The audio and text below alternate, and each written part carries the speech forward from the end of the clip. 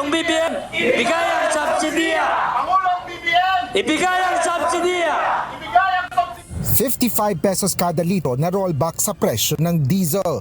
Ito ang hiling ng United Transport Alliance nationwide sa gobyerno sa gitna ng mataas na presyo ng mga produktong petrolyo. Ayon sa grupo, ang anumang halagang lalampas dito ay dapat sagutin sa pamamagitan ng subsidiya mula sa pamahalaan. Paliwanag ni Marval Buena, presidente ng grupong Manibela, 220% na ang itinaas sa presyo ng krudo simula nang sumiklab ang sigalot sa gitnang silangan. Nais nilang gawing subsidiya sa kanila ng pamahalaan ang sobrang singil na ito sa krudo.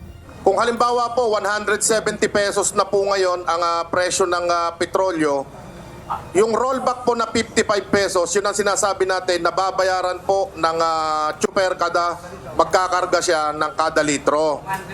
So yung 115 pesos po na sobra doon, isa-subsidize po ng ating pamahalaan. Ayon naman kay Ariel Lim, National President ng National Public Transport Coalition o NPTC, hindi totoong programa ang kasalukuyang ibinibigay na ayuda ng gobyerno. Ang hingi namin, isa lang, subsidy. Wala na hong iba. Ito ang solusyon. Kahit tumaas ng tumaas, itataas rin lang nila subsidy. Hanap buhay rin lang kami. Walang magugutom, walang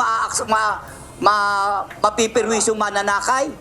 No? Lahat, pati yung mga driver ho ng taxi, driver ng truck, nakasama namin, lahat ho sila. Driver ng bus, si Froilan, kikita yung pamilya niya.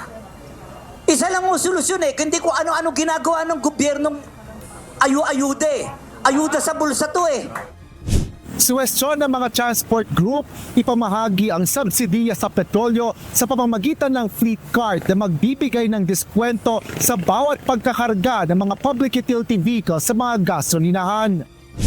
Maghihintay ang grupo ng tugon mula sa pamahalaan hanggang April 14. Kapag hindi ito naaksyonan, inihayag ng mga grupo na magsasagawa sila ng biglaang transport holiday sa buong bansa.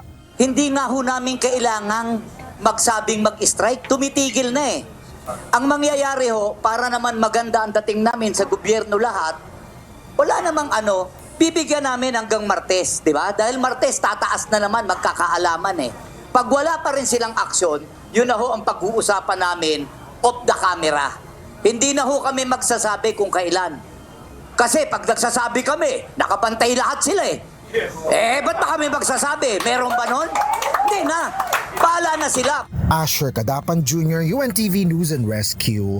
Diyos ang aming sandigan, serbisyo publiko ang aming pinahahalagahan.